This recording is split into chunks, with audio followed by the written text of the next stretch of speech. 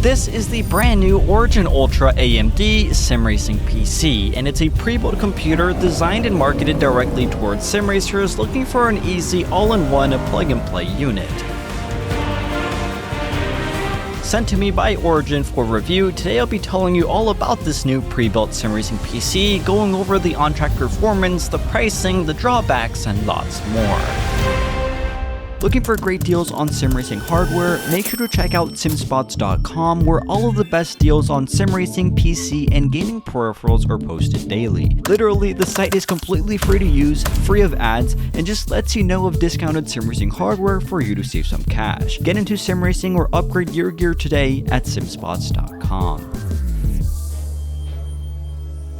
You see, one of the most frequently asked questions that I've received on my channel is regarding what PC you should buy for sim racing. And while there ultimately isn't a single definitive answer for everyone, I do think it is cool to see Origin offer specialty pre-built configurations for this exact need. Launched earlier this month, they're offering 4 unique builds, with the cheapest bringing an AMD Ryzen 5 9600X, 32GB of Vengeance DDR5 RAM, and an NVIDIA RTX 5060 Ti for $2,800, but currently on discount for $2,500.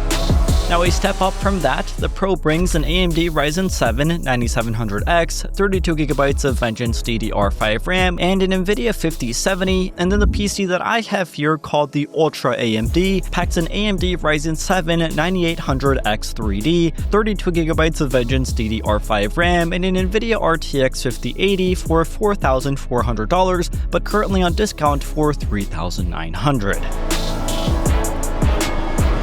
Now, objectively, despite this being called a sim racing PC, it's fundamentally just a high-end gaming computer. However, what separates it from a typical pre-built gaming PC is that Origin has made deliberate component and configuration choices that do target sim racing workloads rather than just generic gaming. For example, this unit I have here for review uses the Ryzen 7 9800X 3D, which is not just a fast gaming CPU, but one of the best processors for simulations physics and large AI grids due to its 3D V-Cache, a feature that directly benefits titles like ACC and iRacing more than just standard high core count CPUs. Now, the GPU choice is equally intentional. An RTX 5080 can be excessive for standard gaming, but is necessary for 4K triple monitor setups or an extremely good VR experience, which are common in sim racing and of course extremely demanding.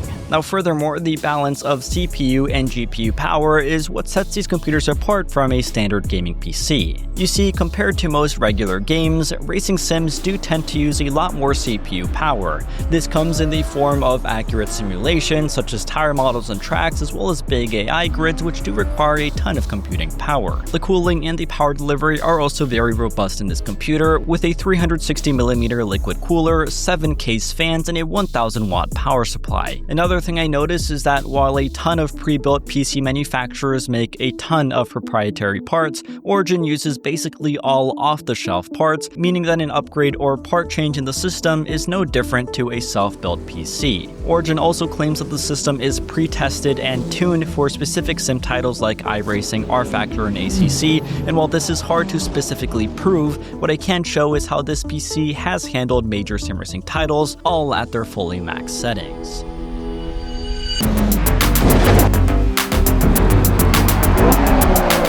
So starting with my favorite at the moment, Le Mans Ultimate, this game performed exceptionally, with frame rates often over 300 at fully maxed out settings and with heavy rain, shadows, and details present. Overall, the gameplay was sharp, visually stunning, and with latency between 2 to 3 milliseconds, this being blazing fast, and all of this while at 2K resolution and recording with the GPU. Now, on the other hand, fully maxed out, performance was the worst on Assetto Corsa Evo, with frame rates ranging between the mid-hundreds and even dipping below 100 in certain occasions, although this is 100% just due to the poor optimization of AC Evo rather than the hardware limitations of this PC. This is further supported when looking at Dirt Rally 2, which again fully maxed out, ranged at around 250 FPS and always under 5 milliseconds of latency. Assetto Corsa Competizione may have been the toughest test yet, with a full field of cars and heavy rain, but even then it still comfortably remained around 175 FPS in between 4 to 6 milliseconds of latency. Now, there is no debating that when it comes to pre-built PCs, you're always going to be paying a premium compared to just building it yourself. As I said before, the model that I have here, the Ultra AMD, is their top-of-the-line configuration and sells for $4,400, but is currently discounted to $3,900. With this in mind, and based on current market pricing for the exact same parts, I can see around a 30% premium here compared to just the price of building it yourself. However, it is worth noting that the extra cost isn't just a pointless markup. You are paying for professional assembly, clean cable management, full system stress testing, a 2-year parts warranty, lifetime labor support, and a US-based customer service. Most importantly though, you are paying for convenience. A PC that arrives ready to drop into a cockpit and race with 0 setup headaches or compatibility issues. And truly, whether people want to admit it or not, there is a surprisingly large portion of the sim racing community that doesn't want to build their own PC. They just want something reliable, powerful, and turnkey. This, in my opinion, is where Origin's strategy actually kind of makes sense. You see, Origin PC and Fanatec are both owned by Corsair, which means that they are in a unique position that no other company has. They could theoretically bundle the PC, the wheelbase, pedal, shifter, and cockpit into a single ready-to-race package with unified support. That is something that no standard gaming PC builder can offer. And if Origin ever decides to go fully turnkey by combining their PCs with Fanatec hardware out of the box, they could dominate the plug-and-play sim racing market overnight. Or at least just become a huge player in it.